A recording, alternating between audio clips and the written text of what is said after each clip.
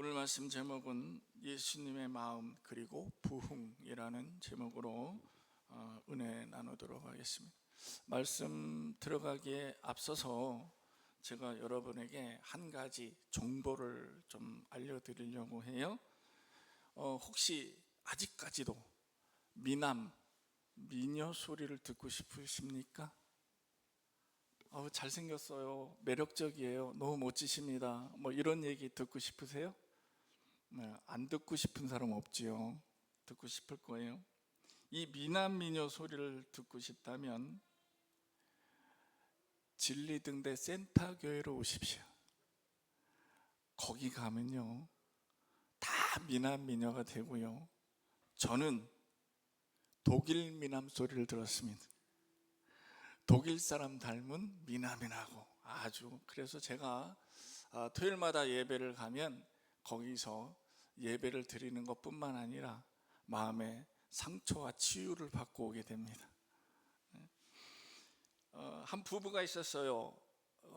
이 부부가 남편이 위기 때마다 하는 행동이 있었습니다. 이게 뭐냐 하면 가슴에서 손을 빼서 포켓에 있는 사진을 탁 보고 아내 사진을 그윽한 시선으로 바라봅니다.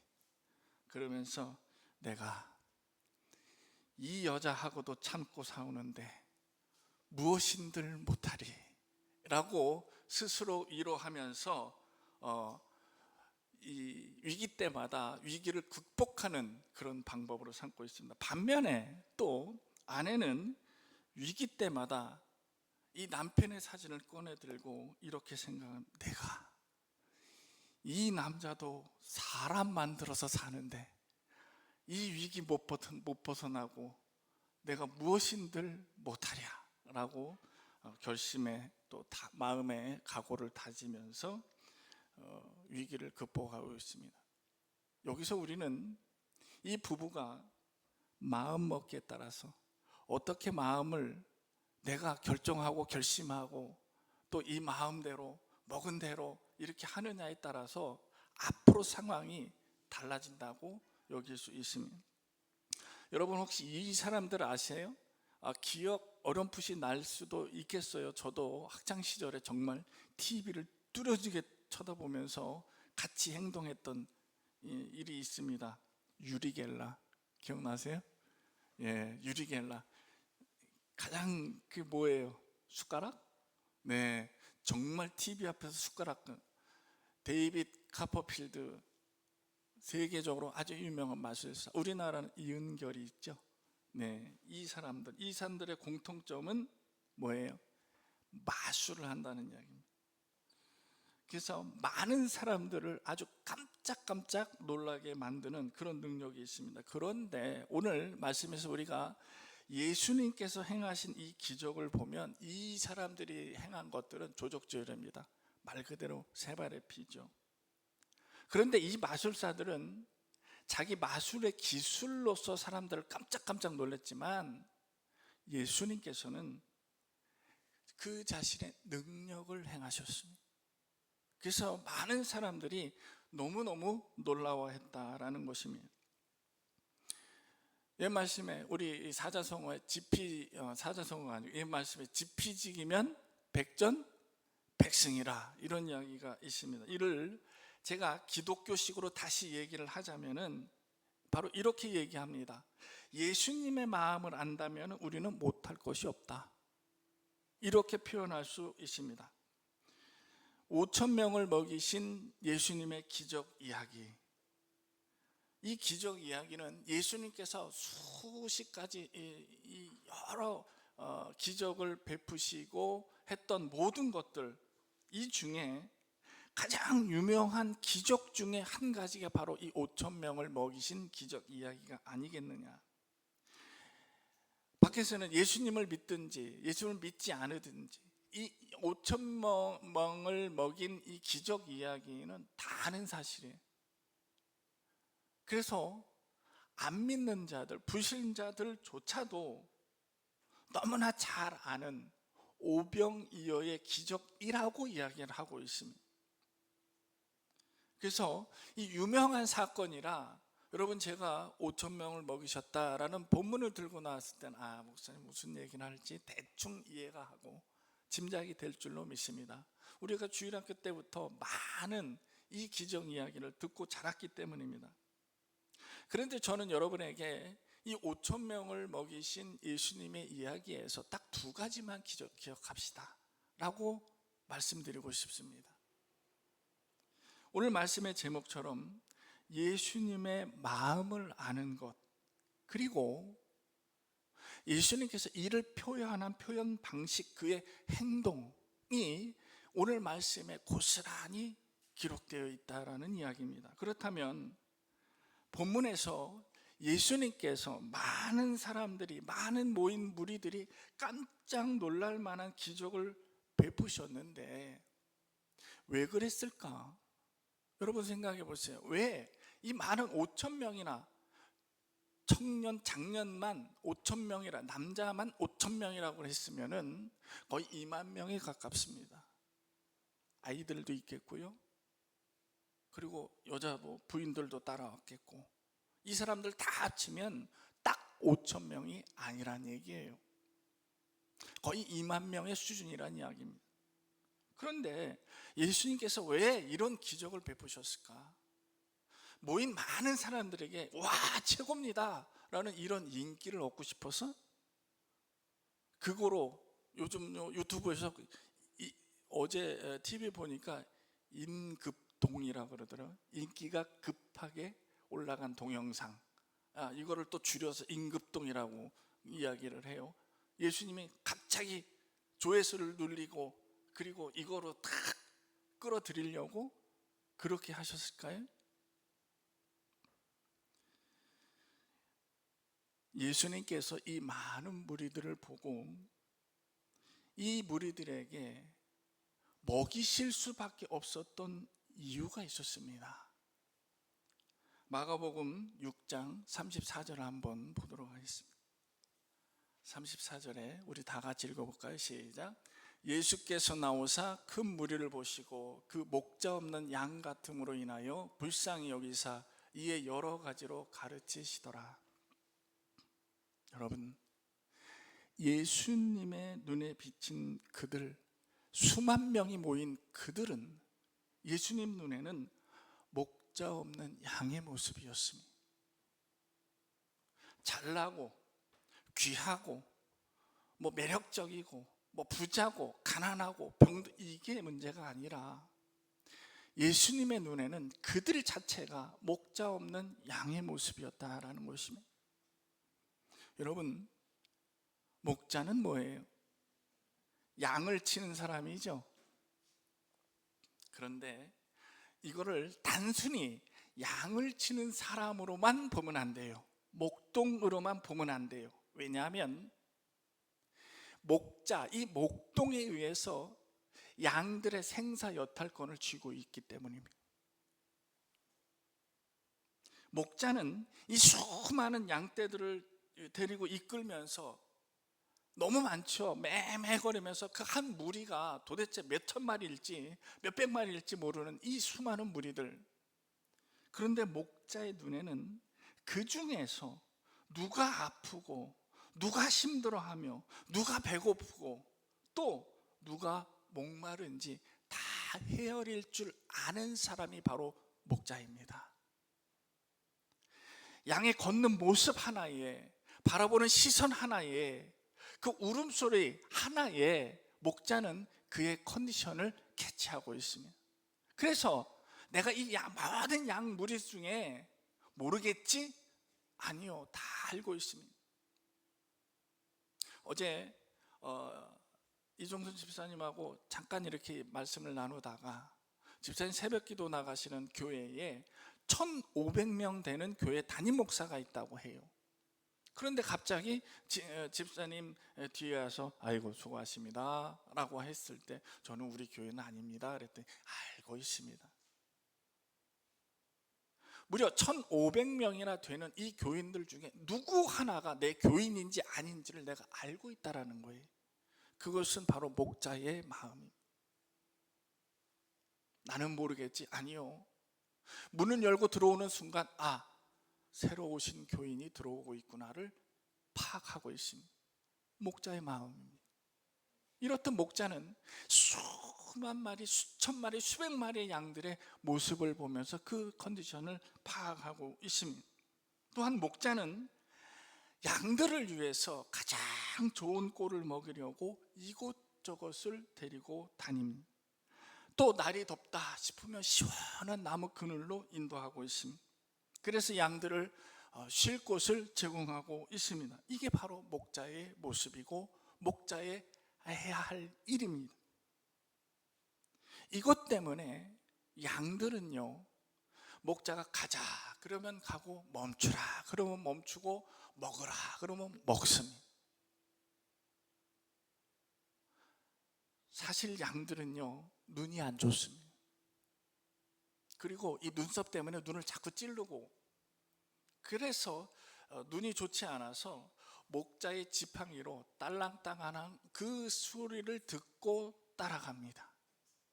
그저 딸랑딸랑 하면서 앞으로 가면 무조건 가는 거예요. 이 관계는 무한한 신뢰가 없으면 따르지 못하는 관계입니다. 왜냐하면 내가 잘못된 길로 갔다가 절벽으로 떨어질 수도 있고 강물에 빠질 수도 있기 때문에 이 무한한 신뢰가 아니면 그 목자를 따를 수가 없습니다. 그런데 목자는 이렇게 무한한 신뢰 가운데 이 유대감이 형성이 돼서 양과 목자는 이리 끌면 이리 가고 저리 끌면 저리 가고, 이게 목자와 양의 관계입니다. 그런데요, 이러한 목자가 없는 양떼, 누군가 이끌어주고 있는 사람이 없는 그런 양떼에게는 늘 허기가 집니다. 그래서 이리저리 헤매고 또 목이 말라도 물가를 찾을 수가 없습니다. 병이 들어도 내가 아프다 소리를 못해요. 그저 참고 견뎌야 하는 것뿐입니다. 낮에는 더위, 밤에는 흉악한 맹수들의 공격에서 무참히 당할 수밖에 없는 것이 바로 목자 없는 양의 모습입니다.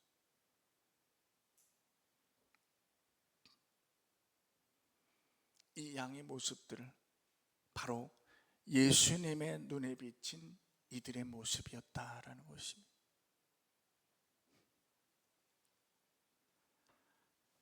길을 지나던 예수님의 모습을 보고 많은 사람들이 모여듭니다. 이때 예수님께서 그래 왔다, 그래 기쁘다, 네 왔니? 어서 와라, 한 사람이라도 더 와, 이렇게 하는 것이 아니고 많은 무리가 예수 앞에 모여드는 것을 보고 예수님께서는 깊은 한숨을 내십니다. 말씀에서도 한탄하셨다라고 기록이 되어 있습니다. 왜 그랬습니까? 아무도 돌봄 없는 이 양의 모습을 보니 예수님이 저절로 한숨이 쉬어지고 저절로 한탄이 되어지는 거예요. 이들을 어떻게 하면 좋을까?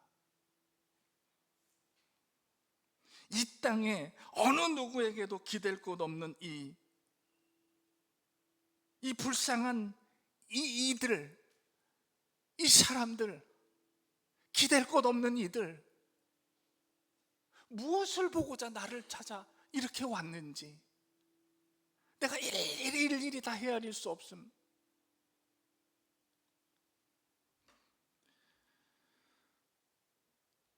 예수님의 눈에 비친 그들의 모습은 외로웠음이,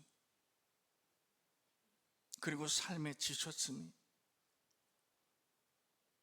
두려움에 떠는 그 모습들을 바라봐야 했습니다.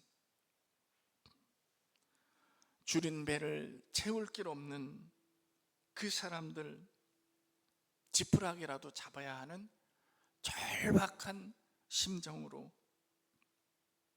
모여든 이 사람들, 예수님께서는 우리를 바라보는 시선, 곧 긍휼의 시선으로 우리를 바라보고 계십니다. 예수님께서 나를 바라볼 때 긍휼함으로 바라보고 계시다는 것을 나는 깨달아야 합니다. 예수님께서 나를 벌하시려고, 나를 채찍질하시려고, 이런 관계가 아닌 예수님께서 나를 보실 때에는 정말 긍휼한 시선으로 바라보고 계시다는 것을 여러분 가슴으로 느껴보시기 바랍니다. 내가 이미 이야기하기 전에 예수님이 나의 마음을 미리 알고 계시다는 것을 여러분 깨달으십시오. 내가 힘들다고 이야기하기 전에 이미 예수님이 나의 힘듦을 보시고 나의 고통을 함께 느끼고 계시다는 것을, 그리고 또한 예수님도 나를 위해서 울고 계시다는 것을 여러분 깨달아 알기 바랍니다.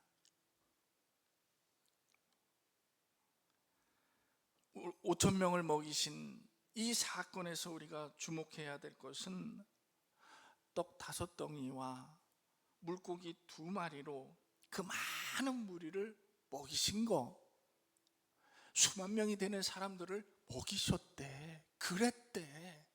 야, 이건 내가 죽기 전에 한 번도 경험해 보지 못한 그런 사건이었대. 이런 우리 상식을 뛰어넘는 마술 같은 능력을 보이신 것, 이것이 중요한 것이 아닙니다. 그런데 우리는 자꾸 그 포커스를 예수님께서 놀라운 기적을 일으키시고 우리가 할 수 없는 것을 하셨으며 이 세상에 온갖 존재하지 않는 것들을 창조해내시는 분으로만 맞추고 있다는 거죠. 그래서 예수님의 그 기적에만 포커스를 맞추고 있다는 거예요. 우리 주일학교 선생님도 예수님의 이 기적을 말씀하실 때 꼭 5,000명을 먹이셨대, 무려 5,000명을 먹이셨다를 강조하며 이야기를 하고 있다는 거죠.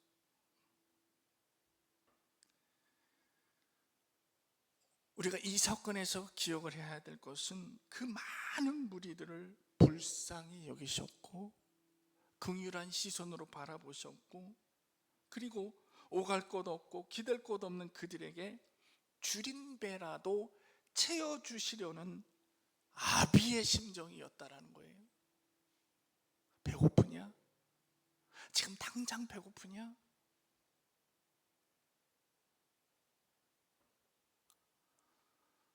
예수님께서 그들의 줄인 배를 먼저 채워주시려 그렇게 기적을 베푸셨다라는 것입니다. 그때 상황 속으로 들어가 보세요. 여러분, 해가 뉘엿뉘엿 지고 있습니다. 이제 돌아가야 하는데 이 먼 거리에서 원근각지에서 와서 저 지금 가면 밥도 못 먹을 텐데 집에 가서 먹을 쌀이라도 있을까? 이거 생각하면 못 보냅니다. 이게 예수님의 마음이란, 아비의 마음, 우리를 바라보는 아버지의 심정이라는 것입니다. 그런데 여러분, 제가 두 번째로 이것을 말씀드리고 싶습니다. 이후 예수님은 어찌 하셨을까? 이후 예수님께서 기적을 베푸신 이후의 예수님의 행동에 주목해 봅시다. 너무 짧은 한 구절이 나와 있습니다. 이 말씀을 보면 마가복음 6장 46절, 14장 23절, 누가복음 9장 18절, 요한복음 6장 15절에 짧게 한 절씩 이렇게 나와 있습니다. 아주 짧아요. 그런데 이 내용이 공통적으로 사복음서에 기록이 되어 있다는 얘기예요. 5,000명을 먹이신 그 기적과 함께 공통으로 기록되어 있는 예수님의 이후의 행동이었습니다. 우리 다 같이 마가복음 6장 46절 함께 읽어볼까? 시작. 무리를 작별하신 후에 기도하러 산으로 가시니라. 자, 마태복음 14장에는 무리를 보내신 후에 따로 산에 올라갔다, 공통의 내용입니다. 그 다음에 누가복음에도 마찬가지로 예수님께서 기도하시고 요한복음에서도 혼자 기도하셨던 내용이 공통적으로 딱 한 줄 기록되어 있습니다. 무리를 먼저 보내시고 그리고 제자들도 보내시고 홀로 남아 산에 올라가서 기도하는 예수님의 모습, 이 모습이 사복음서에 공통으로 기록되어 있습니다. 어떻게 보면 기적을 일으키신 5,000명을 오병이어의 이 기적과 동등한, 그리고 어떻게 보면 예수님의 마음을 잘 표현해낸 말씀이 바로 이 말씀이 아니었나. 산에 올라 홀로 남아서 기도하는 예수님의 모습, 자 여러분 이렇게 생각합시다. 과연 예수님께서 산에 올라가서 무슨 기도를 하셨을까? 많은 무리를 먹이시고 난 다음에 무리를 다 집에 보내시고 나서 제자들도 멀리 보내고 나서 혼자 산에 올라가서 과연 무슨 기도를 하셨을까? 여러분 어떻게 생각하겠습니까?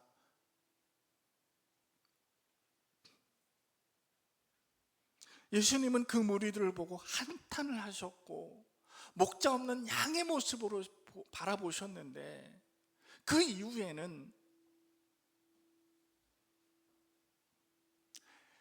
이 무리들을 위해서 기도할 수밖에 없었던 상황이었습니다.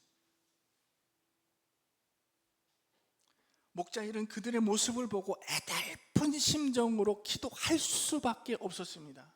아마도 예수님도 처음에는 이들을 위해서, 이 무리들을 위해서 어찌하면 좋을까요? 어찌하면 좋을까요, 아버지? 어찌하면 이들을 다 먹일까요, 아버지? 라고 기도했을 것 같아요. 그러나 기도를 하면 할수록 점점 더 가까워지는 것은 내가 희생하자, 내가 죽자. 그래서 이 기도를 통해서 내가 죽을 수밖에 없고 내가 희생할 수밖에 없는 그런 확인의 기도가 아니었겠나. 예수님이 죽고 예수님이 희생하지 않으면 이 불쌍한, 이 목자 없는 이 양들을 구해낼 방법이 없는 거예요.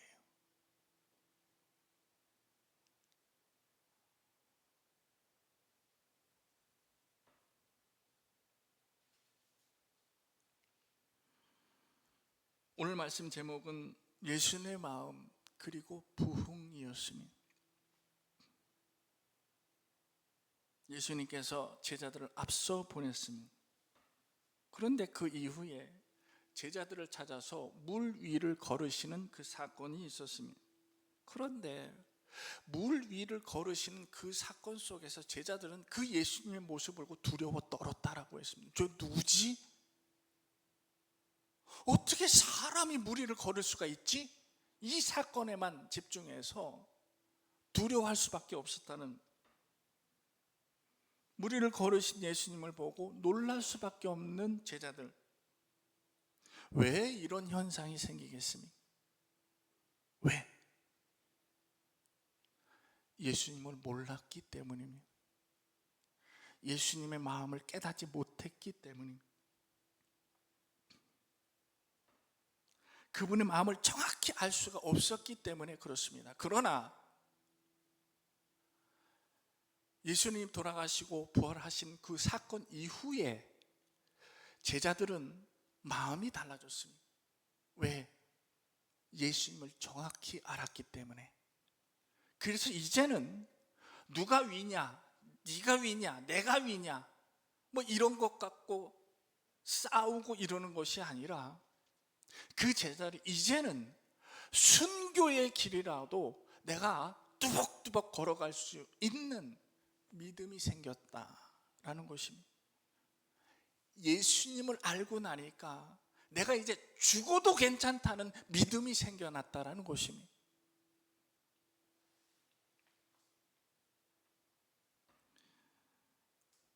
아침에 와서 목사님하고 이런저런 얘기를 하다가 목사님이 나는 정말 내 몸이 아픈 거는 많이 참아 라고 얘기를 하셨습니다.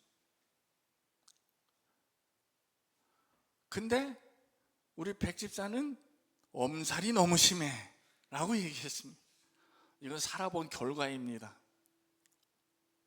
그래서 제가 목사님 저도 마찬가지예요. 누가 나를 고문한다고 손만 이렇게 제가 다 얘기할게요. 때리기 전에 이미 저는 다 얘기할 겁니다 라고 얘기했습니다.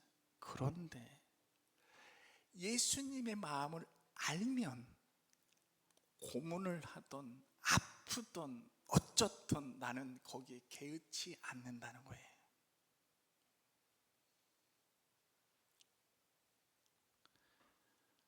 그 나라를 가보지 않고는 내가 그 나라를 알 수가 없습니다.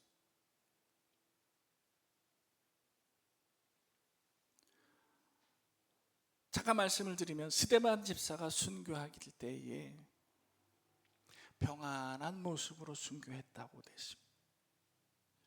근데 누군가 저에게 목사님 어떻게 사람이 돌에 맞아 죽는데 어떻게 평안한 모습으로 가 있을까요? 돌에 맞아 죽는데요? 제가 말씀드렸습니다. 집사님, 스데반 집사의 몸은 여기에 있었지만 이미 그는 하늘나라의 무언가를 봤지 않았을까요? 그는 이미 하늘나라에 가 있지 않았을까? 몸은 여기 있어도 이제 이 땅에서 육신의 고통 같은 거는 아무런 소용이 없었던 거예요. 그래서 돌에 맞는 고통도 느끼지 못했던 것 같습니다 라고 말씀드렸습니다. 내가 하늘나라를 알고 내가 예수님의 마음을 알면 그러면 이제 순교라는 자체도 별 의미 없는 거거든. 우리가 순교라고 하면 어우 대단해 라고 하지만 정작 순교하시는 분들은 예수님을 알기 때문에 큰 의미가 없다라고 저는 봅니다. 그저 오직 예수의 얼굴만 바라보기 때문입니다.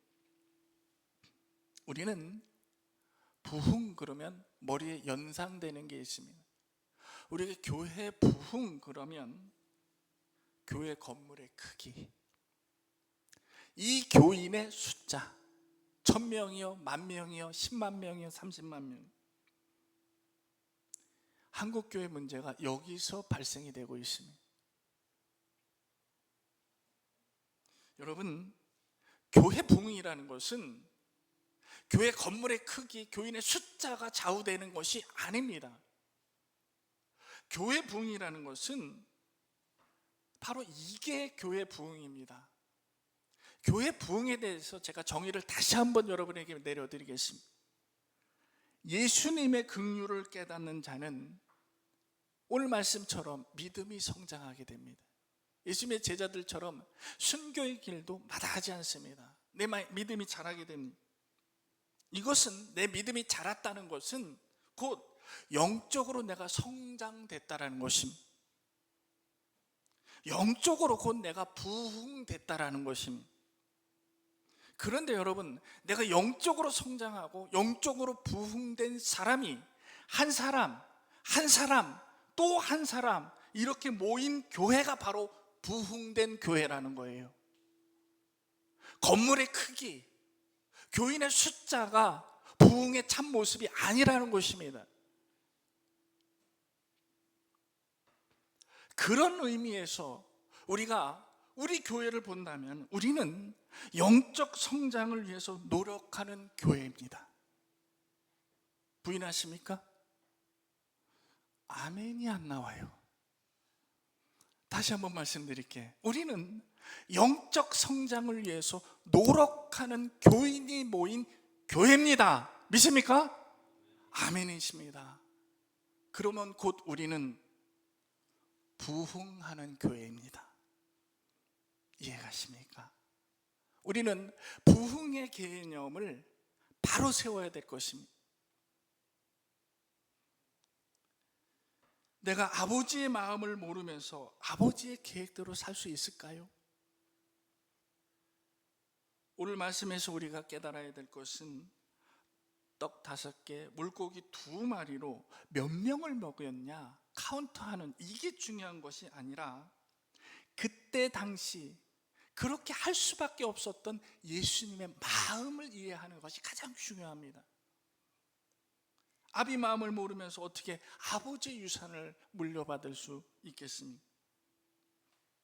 여러분, 오늘 말씀에서 우리는 아비의 심정을 깨닫고 해서 그를 따르면서 어린아이 같은 내 영이 성장하고 부흥해서 그래서 우리 함께 이 교회를 세워가는 동역자가 되기를 주님의 이름으로